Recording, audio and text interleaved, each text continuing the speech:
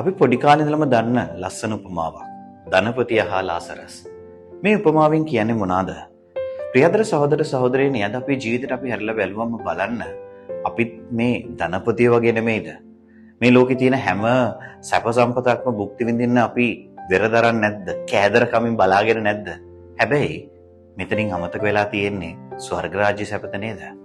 බලන්න අද අපිට පෙන්වන මේ චතාරික කාලේදී අපි ගොඩාක් වෙලාවට මලවින් යාඥා කරනවා. ඇයි අපි එහෙම කරන්නේ? හේතුව තමයි ඔවුන්ට බෑ ඔවුන් වෙනුවෙන් යාඥා කරන්න.